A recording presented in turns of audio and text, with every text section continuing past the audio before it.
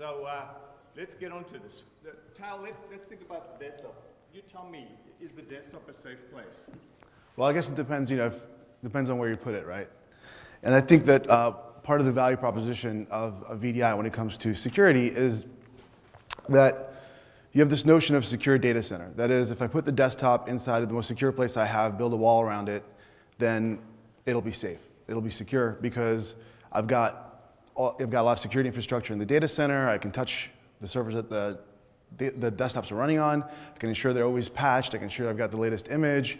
And so I can make sure that the laptop or the endpoint that's connecting to that desktop is always getting a secure version of Windows that is delivered from the data center that I control.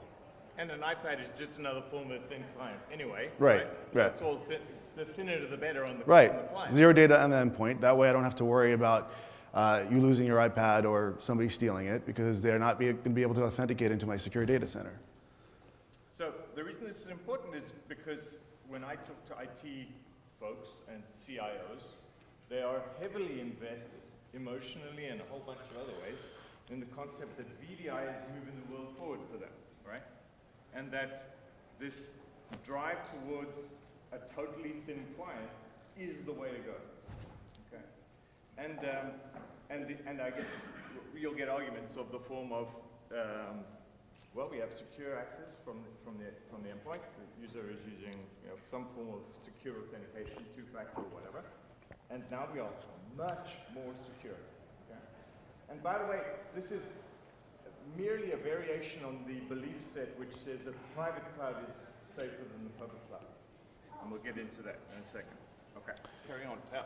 So I'm sorry for being so loud. I don't know how to turn myself down. I think that really the way I think about this, and the reason I started working on this presentation is because the reality is that it's not about the iPad. Where am I actually connecting to my virtual desktop from? Where's the user actually coming in from, right? One of the things that we have to think about is Simon. Oh, so this is all about me, or maybe you. Right. So at the end of the day, the security challenge is very sure. The where you're delivering it to, it's important. But at the end of the day, it could be Starbucks, it could be home, it could be somewhere else. The thing that's really important about me is what's in my head, okay? And that's this notion of me, the average human. In fact, your average employee is just an average human. And when I use any device, what do? I bring with it the entire contents of my head. What is that? It's all about me. It's 100% about me. And so the only way to think about the client execution is to think about the concept of multi-tenancy. See, this is all about cloud. You would never the reason you put your desktops in your private cloud is because you have a virtual infrastructure that supports multi-tenancy, right? Otherwise, you would never put any application in any form of cloud that did not support multi-tenancy. Right? You just would never do that because you're a smart IT folk. So let's think about multi-tenancy in the context of a client device, any device. Okay, this applies to PCs and anything else you want to think of. How many tenants are there of my PC? Well, if you look at this, it sounds like, there's one. Oh no, there's another one. There's two. Okay? So there are two tenants. There's me and my work. Is that correct? No, it's not correct. Every single website I ever visited threw back a blob of JavaScript to me for local execution. It is therefore a tenant of my PC. Right? You agree? That is, it's sending some state. Okay, great. So everything that I do that is not work is a threat. Because how good is your PC or your other device at multi-tenancy? It's pathetic at multi-tenancy. It's very, very, very bad at multi-tenancy. Okay? We're going to dig into this a bit more. So the way to think about this then is to think about the aspirations of two classes of users. Yeah. So it's really what it comes down to is what is your responsibility as an IT guy, right? You've got to do two things. One is You're responsible for keeping end users productive and enable them to do their jobs from wherever. The other one is to secure corporate data and infrastructure. And these two things are silos of influence that every IT administrator is dying to make into a Venn diagram. Not a Romney-style Venn diagram, but I think that the real problem is that these are opposing forces. And what you end up doing is, you run into a situation where you just are looking for a tool that will help you create a Venn diagram. And so I think the VDI vendors actually came along and saw this as an opportunity to sell you something that might pose as a solution to your security and enablement problem, right? And that's really where it started. I don't think that the value proposition of VDI started off being security, but I think that there was a need in the enterprise to solve this particular problem. And so people sort of came to VDI out of a result of that, and the vendors jumped on that opportunity and continued to spin that as a value proposition. And so let's talk about my desktop, right? My desktop is really busy, and it's got lots and lots of stuff on it. It's got my applications, it's got my data, I've got 3 different applications for opening up every type of file. And it becomes really difficult for you to virtualize. And so there are things, so for you, what you're going to do is you're going to say, okay, this is your work desktop. This is the work desktop that you connect to from any endpoint device, right? And so I'm going to control the applications that live on that work desktop, and you connect to it from your physical desktop, whatever it might have on it. I think the important thing here is that we're talking about what users want. And users want great devices that support their activities. They don't, do users want this? Does a user want the joys of a virtual desktop experience? I mean, really, here's my user. What is he saying? By the way, if you have it, you're all VDI, you know this, by the way, you're all VDI professionals. This in VDI land is very straightforward, right? So we're making the user experience worse. I mean, the last presentation here was, just how much does it suck to deliver video from your VDI desktop? I mean, what's the point of this? You're fighting a battle against delightful devices that users love to use. And you're trying to decide how badly something sucks in terms of what you're going to deliver. Is that really what IT's job is? To try and minimize how much it sucks? That's terrible. We can't do that. And by the way, let's look at another incarnation of that. Okay, my client hypervisor with my personal desktop and my corporate desktop, that serves a particular use case for people who really care about multi-level secure systems. But my goodness, is this what users want? Something which invades the user experience and makes them tab between personal and corporate? Which browser do you want to use when you go to msn.com? And by the way, when the bad guy sends you the email with the attack, which one do you think he's going to send it to? And does this help? No, it doesn't help at all, okay? So this notion of an artificial boundary between experiences imposed by IT, whether it's locally executing or remotely executing, is totally fallacious because it has no bearing on the reality of the user. The user does not want to divide their brain into 2 different halves in order to be productive. The user just wants stuff to work. And this coarse-grained notion of virtualization is not helping us at all. So, where are we at, Tel? So I think this is actually your classic definition of consumerization of IT, and this is the one that I think people gravitate to, because the reality is, right, what we are actually doing is what's happening in this picture. This is a picture of a car park. And what's happening in this car park is that there's a hydraulic gate, and the hydraulic gate takes about 30 seconds to open up. And as you can see, the sides of the road, what ends up happening is drivers just choose not to pass through the gate. The gate is essentially your VDI infrastructure, and users are going around it in search of productivity, right? And so, actually, this is just a general diagram for policy versus human nature. The second you stop me from being productive, the second you as the IT guy tell me no, and hinder my way of being productive, of doing my job, I'm going to find another way of doing it. And VDI is yet another tool that stands in my way from being productive. So I think that the other thing we need to think about is how much are we actually gaining from putting the desktop inside the data center. So I talked before about building a wall, a giant wall that I'm in charge of with people with crossbows and stuff on top of the wall protecting my valuable desktops, right? And so, but how much am I actually gaining by moving this Windows 7 desktop into my data center or even into the cloud? What security benefits are there? That I get to actually control the image, that I get to hug it? What zero-day exploit of Windows 7 is vulnerable here, but not vulnerable there? And if we think about something like Flame, and so Flame is designed to attack the desktop. It was a zero-day exploit. Choose Stuxnet, choose any APT, right? It's a zero-day exploit. Windows could do nothing to defend against it. There was no antivirus that would have removed that attack. It doesn't matter if it's on a VDI desktop or on a physical desktop. And so by moving that desktop into the data center where it's a member of a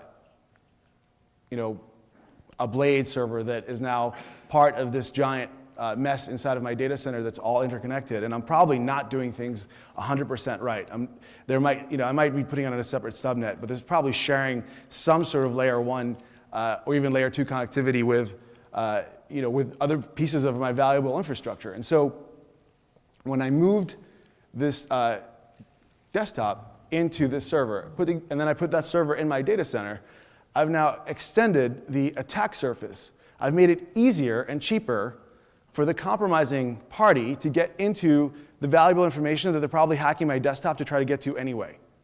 Malware is no longer about flipping my screen upside down and trying to annoy me. Malware is now targeted to attack the data center, gather valuable information while I'm sitting there unaware. And the closer I put the desktop to my valuable data, the more risk I take upon myself. Moreover, the closer you put your desktop to other desktops, the more quickly the malware was spread between desktops. And so it becomes not just a one desktop problem, it becomes an every desktop problem. Right. Because those are almost surely on the same subnet. Right. By the way, the average VDI implementation that they go into, those VDI desktops are on the same LAN segment as the servers. And they shouldn't be. They should be outside the DMZ.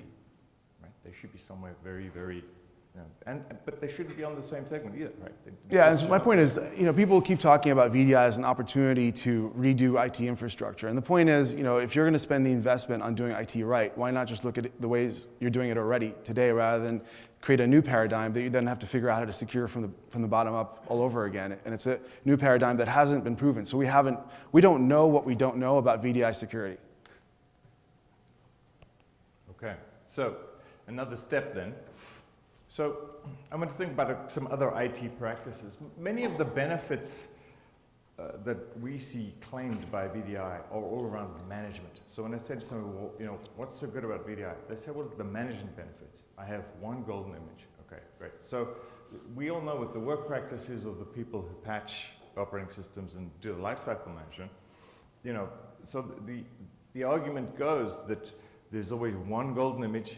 Everything boots from the golden image, and there's only one thing to fix. Okay, but the problem is that if you look at attacks such as the RSA attack of last year, it would have happened just as happily on a VDI desktop as it would on a normal desktop. And the business of patching and lifecycle management is very similar to the business of endpoint security management in general. It's always after the exposure of the vulnerability. Okay, so it doesn't change the need to do what you're going to have to do anyway, which is you basically have to say to your poor desktop people, let's just keep on going around this crazy circle of trying to figure out where the vulnerability is, quickly patching things when Patch Tuesday comes around, and praying that we get it done before the bad guy strikes. But it doesn't change this practice at all. And moving from a vulnerability window of a few hours to a few days doesn't really change much. Moreover, if you go down this path of saying that there's only a single golden image, then you have to deal with all of those horrible notions of personalization of the desktop, which let's face it, all of the vendors are aspiring to rip the desktop apart into multiple layers. They are not there yet. And every single one of them introduces more complexity and more challenges. So this is actually, this is the sort of thing that you'd find at a Synergy or at a VMworld. The claim on the part of the vendors is that more layers of virtualization increases your ability to be agile and deliver what the user needs, whilst getting this single gold image argument applied everywhere, right? So the core goal being to have the latest and greatest, most patched thing available to everybody, and then to build this desktop on the fly from whatever the stuff is, and then compose it and everything's magic. Every single one of these layers introduces another layer of management, which is more for IT to wrap its head around, more stuff to go wrong, more complexity, and more cost to you at IT. And it doesn't matter whether this stuff is running on server hardware or client hardware, it is still very much the case that producing a desktop that is highly personalizable in the form of the one that Tal showed you is absolutely impossible given where the vendors are today. So this is a promise that has not been fulfilled, and instead what you've got is a boatload more complexity. And it has not solved the security problem. Let's be very clear. This does not change the security challenge at all. Okay? So layers of virtualization do not change the security problem in any way at all. Not in any way at all, okay? So it might be easier to use something like application virtualization to stream apps out to users. You can manage licensing and everything else, but it doesn't change the security posture of the device. For example, if I put my user on a device and then stream down Outlook to them using AppV or ThinApp or whatever it happens to be, the same thing will happen that happened to RSA, which is that you or I or somebody else will click on the attachment, at which point it's game over, okay? And it will be in the corporate image, it will be running inside your data center or someplace else that you wanted. This is not solvable using any of the techniques that the vendors present you today. It's just not solvable. And you could have, so here's the key things that I think I want to say. Here are two unavoidable properties of humanity. One, a smart attacker can craft an attack that will make you click on something bad, okay? Or me. We are all gullible as humans. Two, somebody wrote the code, and we are all fallible. So there will be another 0 day, always. So the bad guy will get in. And none of this stuff helps that at all. Okay? So we haven't yet got to a solution from a security perspective. Okay. So if I think about IT client practices, the way I like to think about this is, if you think back to the way the data center was before virtualization came in, there were people who manually installed software and servers, manually installed applications on top of those operating systems, stacked servers, and took weeks to get things running. Very manual, not particularly strategic, and rather boring. But now all of those people are the cool, hip, green, power-sensitive, agile, dynamic, and highly available virtualization team. Therefore, they're strategic. Look at the client practices. Let's see what we've got. Well, hang on, I want to go back. Why does it do this? Sorry, maybe I clicked twice. What have we got? We've got endpoint security, okay? Now, endpoint security is very much after the fact. Blacklisting basically doesn't work. By the way, everybody knows this because it was called the halting problem when you were at school, right? So endpoint security has no chance. Somehow the animation is wrong here. Patching and lifecycle management doesn't help because you patch. Why do you patch? Because the thing's vulnerable, but it's always after a disclosure of a vulnerability. Data loss prevention, the only thing you ever need to say about data loss prevention is WikiLeaks. And then you've got desktop virtualization, which doesn't solve the problem either. Okay? So we haven't advanced the cause of securing or delighting the user. Not in any way at all. Okay? So the key thing is, where is the user? The user is in the middle of this puzzle. Because none of these practices can cover the middle of this puzzle. And in the middle of this puzzle, you are faced every day with the question of, where is my user? My user is going to go and surf with either a dolphin or a shark. and you don't know. Now, IT is in this horrible position of having to make decisions about what users are and are not allowed to do. Given the inexorability, the impossibility of shutting the bad guy out, IT then has two choices. Roll over and play dead, or build massive walls around the enterprise and try and pretend that you can define a world that is all good. The problem is that that's very similar to, an ancient city where you said, great, we're in siege mode, we're going to go and build these big walls around ourselves and nobody's allowed out, or the bad guys aren't allowed in. The problem with that is you're not a productive enterprise. That is, IT becomes the barrier to progress and productivity on the part of the employee. So IT cannot say, you can't do this, because then IT is the barrier to progress, and IT becomes the barrier to productivity on the part of employees. By the way, DLP says you may not leave the beach. Okay? Endpoint security, it has no clue, right? All right, you get it. The inescapable thing here is that you cannot, as productive employees, as productive citizens, stop your user from going into a domain of unfathomable trust. Every day, we have to interact with systems that IT did not produce. When we do that, IT cannot guarantee our security. Okay? So, I have to log on from Starbucks. If the user has ever taken one of your devices into Starbucks, you should never let it back on your network. You know that. You know as much about security as I do. But you do it anyway, and you kind of pretend that it's all right. Okay? So when our user goes into a domain of unfathomable trust, our systems cannot protect us. And yet we bullshit ourselves that they can, that we're better off. And this is just not right. Okay? So ultimately, we have to decide whether the user is going to go and surf with a shark or a dolphin, and we can't protect them. And every once in a while, there will be a shark. Okay? And it's rare enough that I think that this is how we get away with actually pretending that things are secure. But I think it's high time that we as professionals stop putting the message out that by going down a desktop virtualization path, we are increasing security, because we are not. Not in any way at all. Yes? What if non-persistent? Sorry?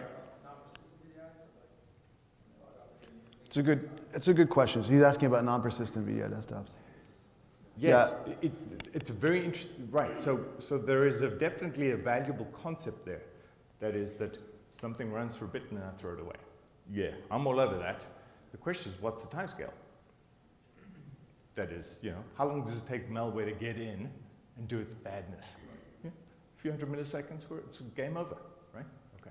When we did this analysis, one of the things we asked about is everybody was talking to us about using non-persistent desktops. What we found is, so we asked, how long do they not persist for?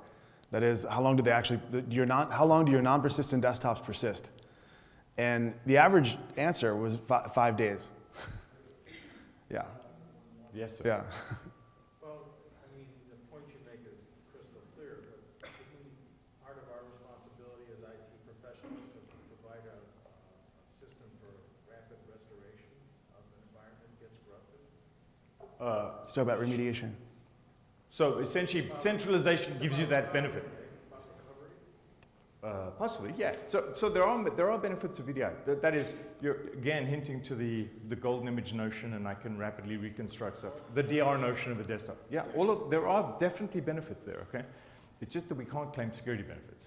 So we're not trying to ding VDI comprehensively. We're just trying to say we shouldn't claim security benefits that are just patently untrue. Okay, but yes, the DR benefits are there too. Go ahead. Okay. All right. Yeah, so, let's share the question. Oh, I'm sorry. Go ahead. Assuming that you are putting a certain set of security capabilities in your VDI environment, say for antivirus, virtual firewall, and web security, which in my mind is one of the main attack vectors, how much would that reduce the risk? Because if you look at your shark, it's malware that is done via email, Yeah. cross-site scripting attacks. Yes. Web security and proper email security contains some of this at the user level. Yes. And then firewalling and antivirus, potentially some level of IPS and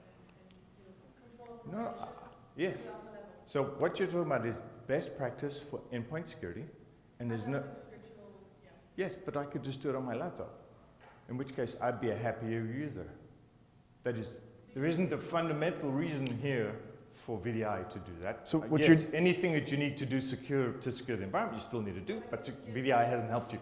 But when you get the benefits of the DLP for, say, partners and contractors, whereas you don't get the organic experience and all the goodness of, great experience. But I think the point we're trying to make is anytime you hinder end user experience, what you're running into is what they're doing that you don't know that they're doing.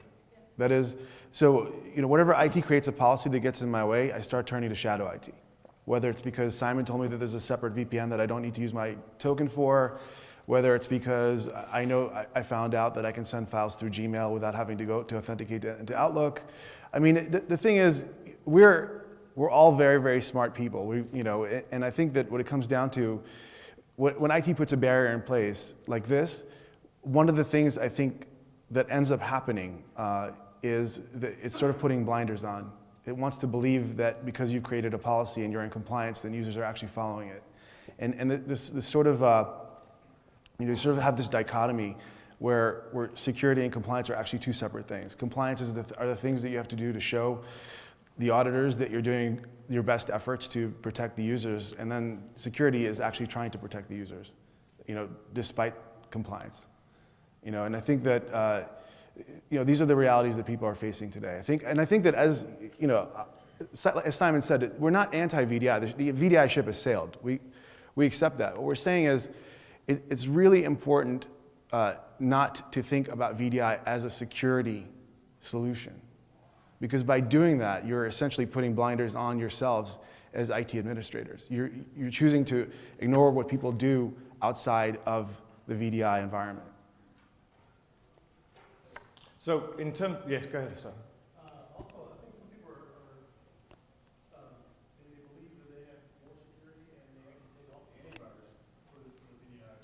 Well, they take antivirus out for sure, but And they realize that you're still connected to network devices, on your enterprise. I think you should get up here and do our presentation for us. So the question, basically, people take AV out of virtual desktops. The reason they did that initially was because performance sucked so badly, right? Okay. And maybe that's improved now, it's improved substantially. But look, what you've hit upon is this. It's not the security of delivery that counts, okay? It's the security of execution. That is, the thing that's going to be attacked is where the execution is occurring, where the application is running, which might just happen to be your data center, or it could happen to be on a client, but there's no real difference there, okay? So I think, okay, so point made there. So at the end of the day, VDI doesn't solve any of the key problems, any of these key problems, and this slide was designed to look ugly, by the way, because we think there's a better world out there. But it certainly doesn't solve any of the challenges related to security. It's a better architecture in many ways, but it certainly is not to be solved on the basis of security. Okay, and I think overclaiming those benefits will lead to sob stories in the future. That's the question over there.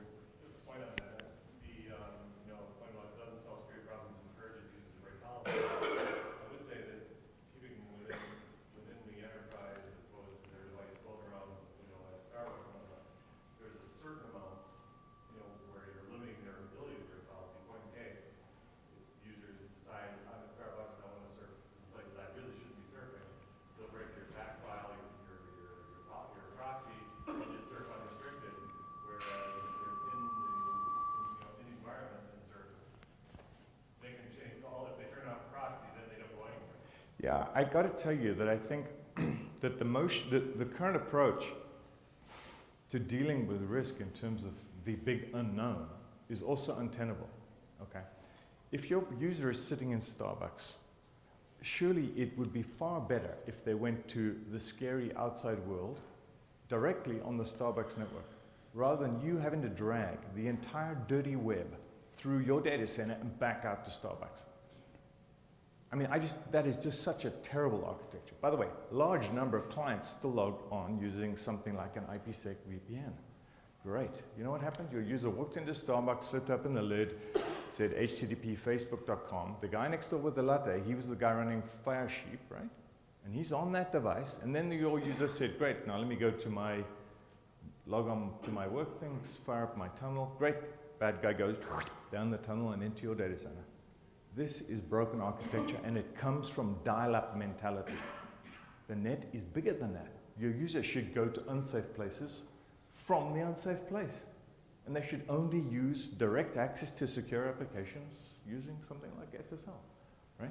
I mean, we've got to move our thinking on, in my view. Feel free to counter that. Just a hypothesis. Okay. So at the end of the day, you know, if we think about this notion of it all being about us, I pose this challenge to you. You are highly technical, highly IT literate folks. Is this the stuff that you want to use? Okay? Because if it isn't, don't do it. Okay? Don't impose it on your users for false reasons. Okay? So, what, you know, if there was a way that you could allow your users to embrace consumerization, you know, get privacy and protection for both their personal lives and their corporate lives, then you would adopt that. Okay. So the systems that we adopt must work anywhere, anytime, Starbucks or at work or wherever, online and offline. By the way, I think that the offline need is absolutely huge, and we need something that, you know, that protects the enterprise from our mistakes and our humanity. I think it ultimately, yeah. I mean, I think that the thing that any system that we design has to be something that, you know, we know that we will enjoy using. And you know, I think the previous presenter from Intel was talking about, you know, an initiative that they had for IT to roll out tools to users that were better than what the users can get on the open market. And I think, you know, I think that's a step in the right direction, right? I mean, I think that a lot of this is about trying to enable users to do what they're going to do. If they're accepting the fact that they're going to do whatever they're going to do, and then, you know, enabling them by giving them the best possible tools to do it, you know, and I think that is the right approach, right? I mean, you've got to...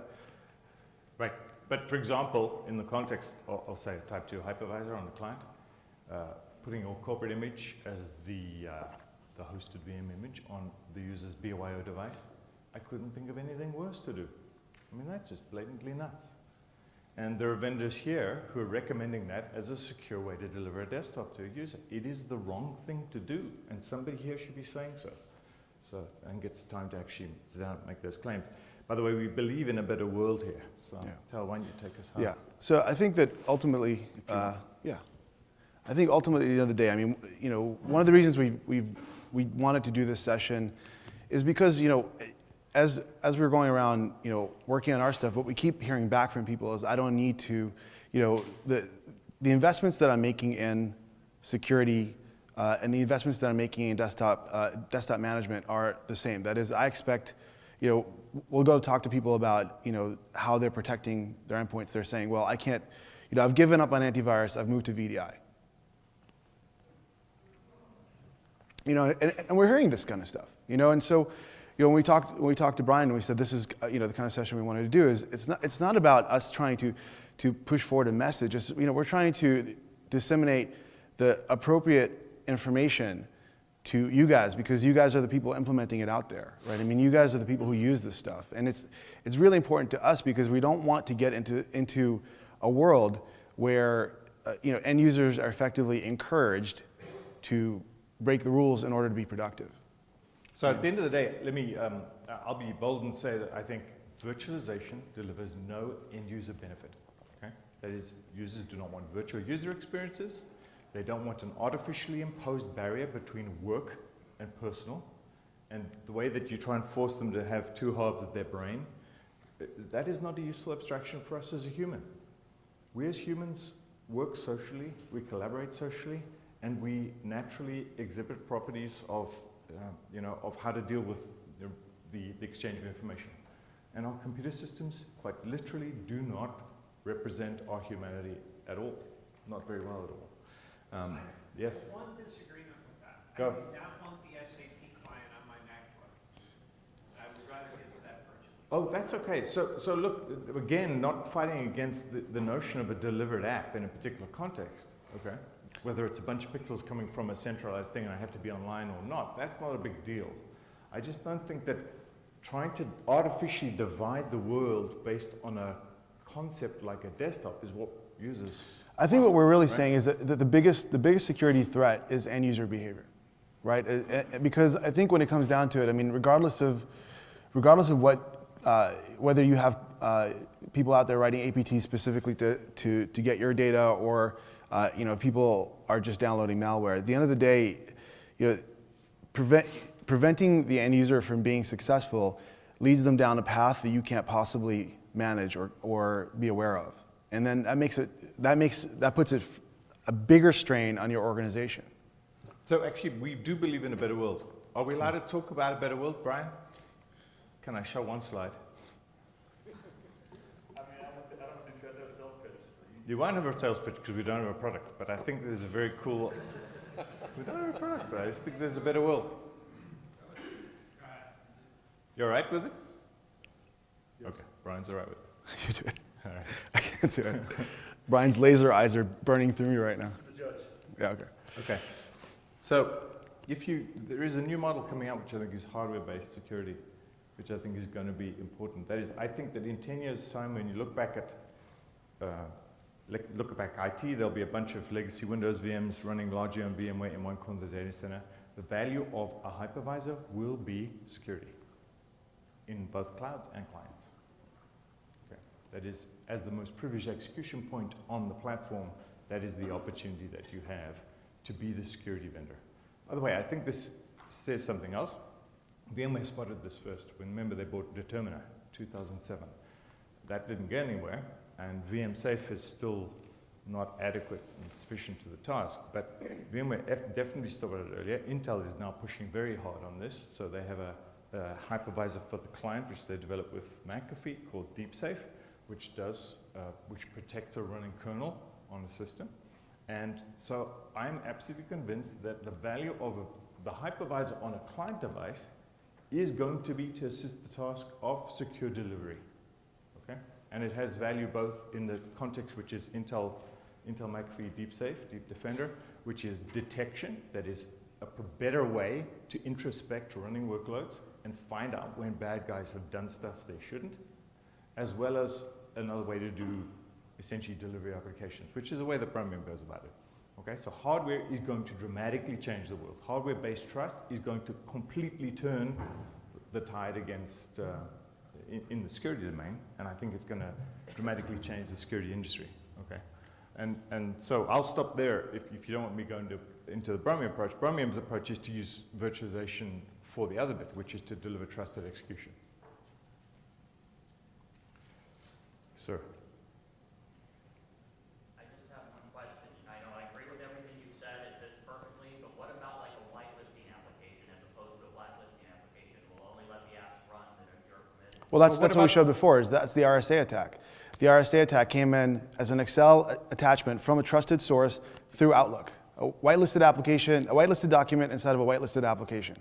We trust right? IE, but we don't trust IE in the context of a blob of JavaScript from some website we've never seen before. Right? Okay. But it's going to help with like downloading applications or anything like that because they're not going to be able to. But why should your user not be able to download Angry Birds from the Microsoft Consumer App Store? That's what the user wants to do. Okay? And they'll do it anyway. It's just not trusted. They'll find a way to do it. It's not like they won't do it. It's just the question is, are you going to be aware of the fact they're doing it and accept it, or are they going to do it behind your back? And is there a way to provide isolation? Look, if Right. you look at that client hypervisor approach, you say, I've got a corporate desktop and a personal desktop. You can go to Microsoft Consumer App Store and download Angry Birds in your personal desktop, and then you're going to use my corporate desktop for all my work stuff. But the RSA attack is going to arrive in your corporate desktop, in your inbox. Why? Because I'm the attacker, and that's where I want it to be. Do you think the fact that IT decided that there would be two, personal and corporate, helped solve the security problem? No, it didn't. Didn't at all. And certainly moving it into the data center didn't solve that problem either. Right?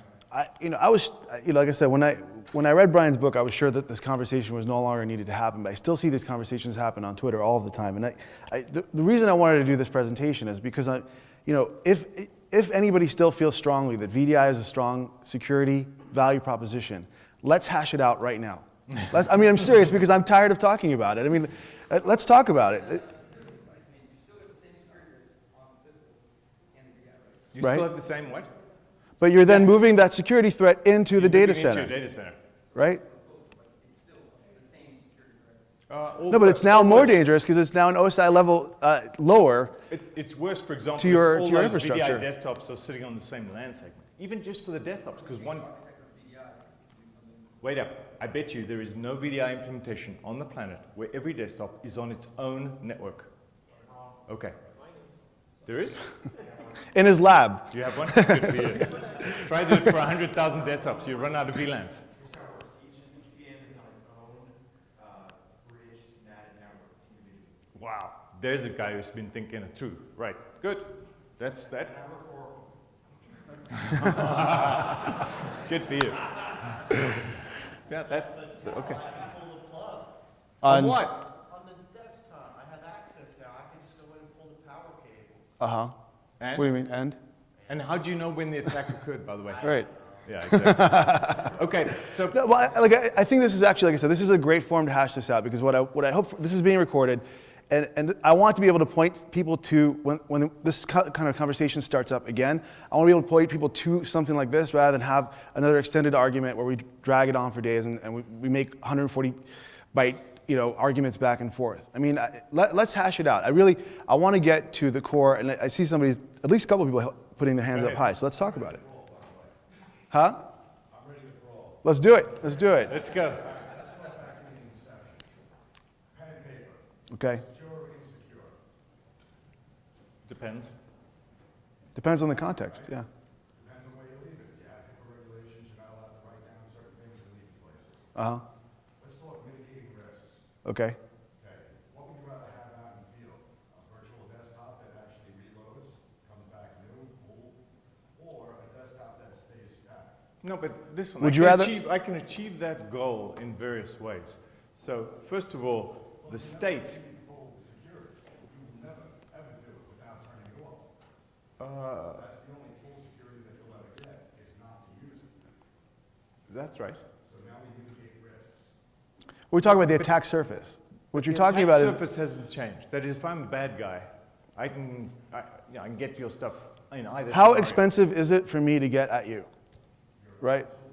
And so the goal is to make it as expensive as humanly possible for you to get, for me to get Bad through guy. your, huh? Expensive for the bad guy. Right, expensive for the bad guy, right? And so, and that's honestly, if there was a single gauge that I would use for the value of security tools that people buy, that's how I would do it. How much more expensive is it now going to be for someone to penetrate through my defenses? And I think that is the formula I would use. It's just like when I was, let's boil it down into the most least common denominator, which is what is it going to take for you to get through, and how much is it going to cost you, right? And because what I want you to do is move to the next target. I want you to find a better target. Is VDI can ever be PCI compliant? Is that something that has ever been? Because I know to be PCI compliant, I don't know all the rules behind it. Well, can VDI ever be PCI compliant? With all the security, Yes, it can. By the way, he's on the PCI. Is the chief PCI. security strategist or a chief security something? He's the Uber guy on PCI. So it can be, but okay. I think Kurt's got a point. But by the way, it's still vulnerable.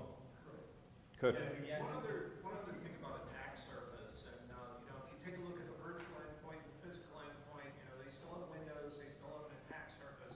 The one thing that VDI and just remote desktop or remote display changes fundamentally is the network between that physical endpoint and that virtual endpoint.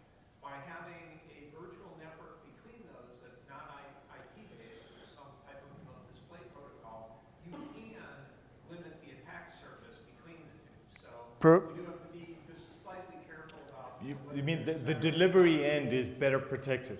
Well, that's one area where it's different in terms of attack surface. It's certainly different, but by the way, if I'm sitting working at my PC, there's no network at all. It's way better. That would be the best, right? Because none of the bits had to cross any network at all, right? Something's going through when you're talking to something, whether it's database backend or something. In an office, maybe not here, Yes, but we don't have to deliver pixels or whatever. I mean, I'm not challenging the security of the remoting protocols. They're probably okay. And indeed, they'll be delivered over encrypted channel. That's fine. But that isn't the problem. The problem is that the thing that gets attacked is the executing application. Okay, at that point, it's game over. Right, whether it's remoted or not, doesn't matter, right? If it's infected. Yes? Would you agree with that? The fact that it's remoted or not doesn't change anything. Yes? DLP? Can it help with DLP? I don't think anything helps DLP. I've seen two forms of DLP. Yeah. Okay? One of them is so so burdensome on performance in terms of what the user experience is that users just refuse to use it and they hate it. The other one is basically sitting on a span port of a switch, telling you what already left. Okay? And neither of those is particularly productive in my view. It's a $500 million industry. It's going nowhere. Users hate it. And the only thing you have to say is WikiLeaks. Well, you don't have to say weeklies. You say it's at 7 p.m. on Friday, your boss wants the document, and you're on the Exchange beach. server died. Yeah. What are you going to do? You're going to send it. DLP says wait till Monday. How useful is that for the employee? And one day actually now put the DLP into the hypervisor too.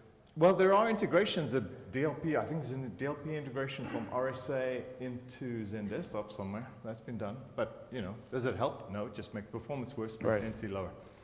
But I think, again, this is what you will find it boiling down to constantly is the fact that the second you hinder the end user, they will take steps that are insecure, right? And so you have to just accept that, because so by providing them with an infrastructure that's as flexible as humanly possible, right? So they don't go around it.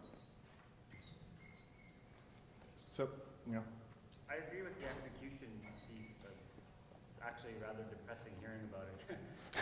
there's a better world, by the way, and I'm still looking at Brian because I still want him to say, go on, show it.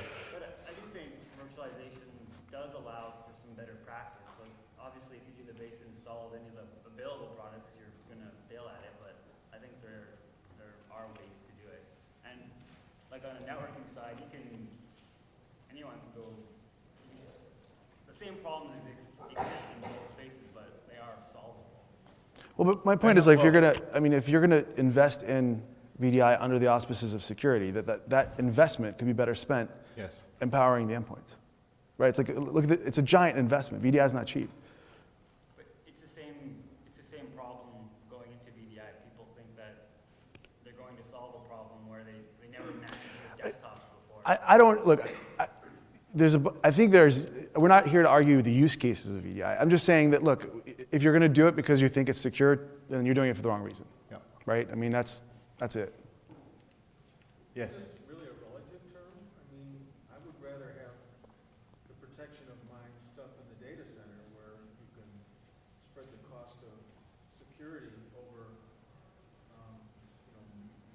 So that's the argument that buying one FireEye box is better than putting McAfee or Semantic on every endpoint? Well, what I mean by relative is I'd rather have my notebook and surfing done in the data center than Yeah, but done in Starbucks. Yeah. So, but your user wouldn't, right?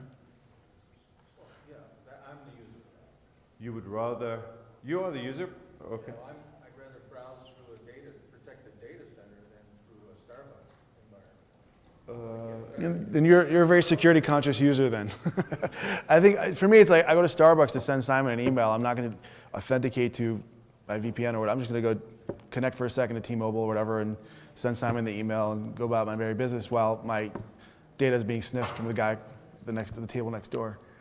Yeah, so I think I have a better appreciation of the idea that you had that the environment today when you use VDI is not secure because we haven't changed the fundamental approach on how to secure it. Correct. Right? And We also that's the case that you're pointing at. Yes. I'm saying that users Yes. don't think in separate spaces. You can't put the onus of security on the end user. You can't do it. But the reality is there's the ideal solution. Yes. And there's a transition that we have to go through. The good thing about the transition is if you centralize it, you have a better way to actually control it. I mean, I understand the security issues that you're concerned with. But do you have a better way? There are ways Yeah. you can mitigate it today. That- I mean, you may not be absolutely That may be true, it may be true and it may not be, okay? So, you know, you centralize it, but what is the user doing? Is the user on a rich client? Okay? If they are, then you're as vulnerable to an attack on the user's rich client that they're using to access your virtual desktop.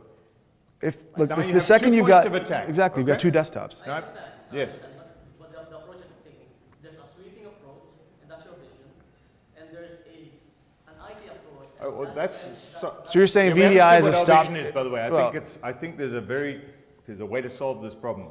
Which I think but you know, putting it in the data center, there are 2, remember the challenge, right? It's empower the user versus achieve IT's goals. And IT certainly has the responsibility for, you know, compliance and everything else, but also security. But he's saying that the VDI is a stopgap, and I don't think that's. I don't think it's a stopgap. I don't think it's a It's a stopgap. snapshot. There are ways to say that you can secure it in the context of what the IT. But remember that your use. You remember the debate was how badly does it suck? What do you think your user is doing with the data anyway? If there is any way for the data to get on a local device, they've done it. Yeah, so I mean, today I have iPad, laptop, and iPad, so I can switch, right? Right. And you can move files from one to the other, right? It's acceptable to be productive with any of these devices.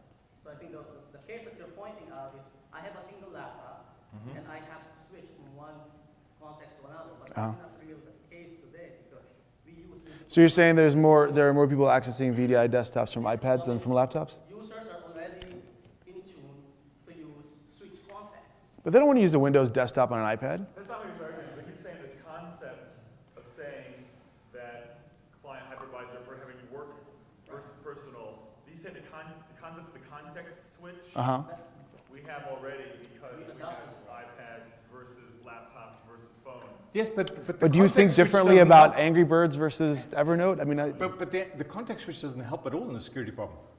The Right. attack will arrive in the most secure context because I will send it there. That is my goal as the attacker. I'm not going to send it to your personal email. I'm going to send it to your corporate inbox, at which point you're toast. Okay? So I think the artificial division argument is one that we absolutely have to dispense with. You know, by the way, you know, we're kind of lucky that there haven't been a whole bunch of security holes in iOS. There's been a bunch more in Android. And if you're delivering your stuff to an Android device, what is the security posture? What is it? Because they can remote wipe it. There have been very nasty versions of Angry Birds in the Google App Store, for example, which would have stolen all your pixels, say, from, yeah. Okay, so, you know, I think we just have to say that the artificial division doesn't help because the attacker doesn't respect the artificial division. anyway, I think, are we out of time? Are we out of time? Oh. You got until 20 minutes. Okay, We've got good, 20 perfect, Dennis, awesome. Please, Brian. Don't hold my hostage like this, man. Okay. This is not a sales session program. I don't want to. We don't have a product. We don't have a product. This is a session on On security. of VDI. There's more questions, so let's That's get okay. into the conversation. All right. Okay. So I'm interested about how we take this conversation to virtual applications and software as a service. Yeah. Okay. Good. So, So virtual applications meaning. so if I'm actually now taking my power user experience, I'm not talking about partners Yeah. where we can put whatever we want. I want to have my organic experience.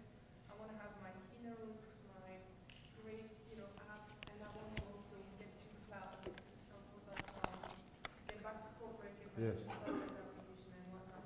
And maybe I might get some virtual applications published to me. Is your concept of VDI inventors applicable as well to these published applications? Yes. Well, that's what we were just talking about. So when we showed so I we're don't talking think about, the application virtualization doesn't change the Right. security challenge for sure. My second question is, if we take, so I agree with you, and on VDI as well, if we now take this ecosystem that is the new way we work, the next Yes. generation workspace, how do I, maybe I'm giving you, a hook to get a bit more about well, how do I secure this multitude of applications? So I think without getting into Simon and Brian fighting again, I think again the onus is on the IT administrator to make life as easy as possible for the end user, and the way you do that is by giving them tools that are better than what's available in the consumer web. Yeah. Do you see what I'm saying? I think that's Like crucial. if I think that was what the point you made. right, It needs to be transparent for the users. right. Actually, you want to use tools that allow Well- you to use the application that you need, securing the transparency. Well, yes, exactly. But if the balance shift is weird, because IT used to be the good guy. IT used to be the guy who gave me like a laptop and internet connectivity and all these great things when I came to work. And at some point, we became enemies, right? And so it needs to reverse itself. IT needs to give me tools that are better than what I have. So that would drive me to start using IT tools, right? If what IT gives me is better than what I can get elsewhere, I'm probably going to start using IT's tools just because they're cool, they're better, right? I mean, it's got to be that way. It has to be that way. So, for example, if you start to implement, why do people want to use Gmail? Because there's no 20 gig limit on your PST. Right. I mean, oh my God, Outlook mailbox limits. I mean, come on. Are we like in the Jurassic era? It's crazy, you know. And Dropbox too. Yeah, I mean, this is very interesting. The question I would have asked the gentleman from Intel is, you want to try and separate out personal content and corporate content, but am I going to have Box and Dropbox kind of both on my system? And if I'm going to use one, well, I kind of like to use just one, right? That is, I don't artificially think of divisions in my data. It's my data. I'm going to stick it in folders, and then I want it to go and get backed up. And so I think if you've got on that path, then suddenly IT is going to be having other challenges, which is that a bunch of my personal data is I think that would still be evolutionary, way ahead of where we are today. I think those are nice problems to have actually today, because I think that doing it the other way is just delaying the inevitable. Mm-hmm. I agree.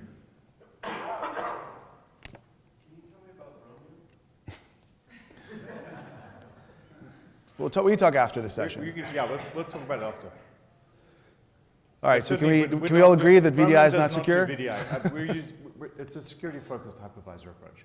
Just to park it at that.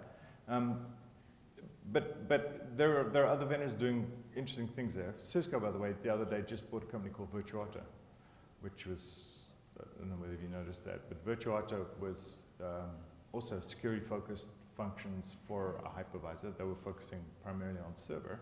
But this notion of essentially the hypervisor being a point to its opportunity by virtue of being the most privileged point of execution on the platform to actually advance security causes is key. And I think you'll see that, so Virtuato, Intel, there are other folks out there doing it. If you look what FireEye is doing, it's kind of interesting, because that's a box that you put in your network, and it basically takes the incoming traffic, throws it at Windows VMs, and detects remote attacks, remote really detonates cool. it. So you have these sacrificial VMs, which are kind of helping you to filter out good versus bad. Again, virtualization playing a role there, because you want to bring up these VMs on the fly and recycle them every once in a while, because they are going to get corrupted or compromised. So now virtualization is starting to play a role. By the way, it played a role long before in the context of honeypots, right? But the except now malware looks for VMs. But yeah. So I just think that hardware-based security, including attestation and secure boot, is going to change the security posture. In addition, the other key thing about devices is that if you look at both Windows Surface RT, so the ARM-based one, as well as iOS-based devices, there is no security vendor there, and they don't want them there. So Apple does not let anybody else go down and touch hardware or get deep down in iOS, and Microsoft is not going to let anybody do that on Surface RT on ARM either. There is no way that you can go and install other system services in Windows 8 RT on RT. It's just 100% a securely attested boot from Microsoft, and they're not going to let anybody else into that stack. And so that has already put the tailspin and put the endpoint security vendors into tailspin. There is no macro semantic or trend value proposition for those device classes. You just got to accept from the vendor that it is secure because they built the whole stack. Well, I think also the Mac OS X, the sandboxing now, that nothing runs in user space. I mean, like, you basically have, huh? Turn it off. Well, no, turn it off, yes. Yeah, I mean, like that's the sort of thinking that, we think is interesting, right? Well, Chrome is also interesting. Right, Chrome, right, So what you're saying about Windows RT and iOS and not allowing any sort of security, like really low level of security, is that, so they're doing it under the guise of better security for their OS? It's kind of handy to them. True, or is that making it worse? Well, I think it falls into the lines of code problem, right? because you still have, so it's an attack surface thing. So if you bring it into the OS, you still have to now protect the entire OS, right? You still have to protect, you still have 50 million lines of code or however millions of lines of code the OS is. So it's, you're narrowing the attack surface from user space down to the kernel. Well, if you look at the attacks in recent years, Microsoft has done a much better job of securing the OS, and the applications tend to be the vulnerabilities. The vast majority have been PDF, I will say Acrobat and other, so third-party vendor code. Can the courtesy of an attested boot and an OS locked to hardware, say RT Surface or iOS, you do get to check the OS every time you boot to say that it's in the right state. And then arguably you get a better system. You're still vulnerable to the fact that there will be bugs in that system. Right. And there's no way to find them if they don't let other vendors insert appliance or some functionality to detect. So you're vulnerable to that, and we all have to take it as a leap of faith that the vendors will do a better job if they give us the whole device with all of their software on it. But I think it's a big leap of faith. I mean, I think Apple's done a good job thus far, but we'll see. I think the problem with the acceptance of your message is that it's just very black and white in saying there's absolutely no improvement in security whatsoever with VDI, where it's more realistic to say there are some improvements, there is some change in attack vector, there is some increase in cost for the attacker, but you don't stop there. So you have to go further beyond just the fact that you virtualize your desktop, but there are some improvements to be had. There's what? Like what? Exactly. If you're an insurance company trying to sell insurance. So if I take my laptop to my house, this has happened to me twice. I've had drive-by viruses going to websites that I would never go to at work or on a work image, but I'll do it from home. Right. It's on my laptop, and now I'm carrying that around. It may be 2-3 weeks before it actually gets picked up by the virus scanner, and I'm carrying it back and forth between work and home. Yes. But I'm not doing those things. I may be doing those things on my home PC, but if I'm remoting my home PC or my work PC to home, I'm not browsing those same horrible websites, getting drive-by viruses on my virtual desktop and not carting them back and forth. But wait up. So you remote your work PC to your home PC, which has already been infected, where the keyboard logger is watching every single pixel or every key that you type on your remoted desktop, right? I think that's too academic. I think that really what's happening, where you are again looking at yourself, and you might be the exception because you create that separation in your headspace. The average user will have files on their personal desktop that at some point interact with their VDI desktop one way or another, right? And but to your point, it's apples and oranges because you're changing your behavior. Right. So it's That's not right. VDI versus right. physical. It's like saying oh yeah, I use a condom with this one and I don't use a condom with her. Right. So it's not the girl that infected you, it's the lack of condom. Right. Exactly. Yeah, so you've already segmented your brain. This is the good you can do. This is legendary already.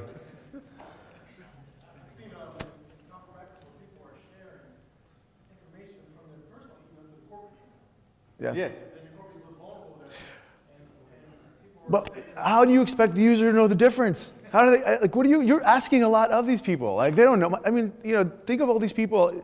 You guys are all intelligent, savvy IT professionals, and we still make mistakes. So how can we expect end users to adhere to some magical policy that we have taken years to develop and send out to them? People don't think that way. I don't think about, my mom doesn't think about this is my work email address, this is my personal email address. She sends me email. I'll get email from her when she's at work, and it'll come from her email address. If she's at home, I'll get it from Gmail. She doesn't think about where she is when she's interacting with me. People don't think that way. We can't force that behavior. It's like forcing people to be schizophrenic. You know what I mean? You can't do that. You can't be like, all right, you have a split personality from now on. You just can't. You can't force them to do that. By the way, one interesting anecdote in terms of VDI security. Tal and I know one person who will remain nameless who managed to get attacked while he was creating his golden image. Yes, that was funny. So he actually had an infected golden image. So every VDI desktop that he deployed non-persistent VDI desktop that you deployed, was infected. Also, people think the incident is more safer, but there's also threats from within. There are intentional and unintentional, and it's actually more risky on some respects. You have many to one as opposed to the one. Right. Yes. Well, so I think to his point, I think there's some security problems that you're just not going to solve. Man, the insider is a tough one, right? That's a really tough one. But I think that, that one is, you're really, a determined insider is possibly the most dangerous threat. It's probably the last vector they'll be solved for, in general. So Zen Client XT, which goes down that path, is trying to build a multi-level secure system by essentially doing that explicit separation into different domains of trust, using Intel vPro and all the hardware goodness to be able to try and reason about that. It doesn't solve the higher level application problem, but it certainly does solve the multi-level secure problem. You've got 5 minutes, so I want to get buy-off from everybody here before you leave to sign a waiver that you will not tell me that VDI is secure. So, just one comment in support. I've never thought of VDI as a way to improve security. Good. It is actually. Well, you're not a VDI vendor, so. It's much harder, and you have to put a lot more security controls in place to deliver a VDI test. Okay, so thank you. We're going to do you, and then we're going to do you, and then I think we're done. So go ahead.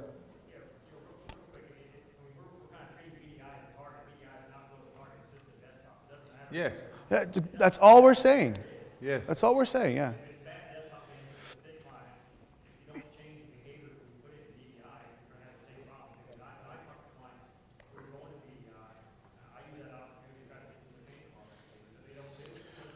Well, that's Simon Branford's point, which is use VDI as an excuse to re-architect IT. But if you're going to re-architect IT, re-architect IT. Why do you have to? I mean, use it as a way to start the conversation. That's what Brian says too, right? I mean, use VDI. VDI is exciting technology. It's a great time for you to evaluate your desktop strategy, right? I think that it's a great reason to start the conversation.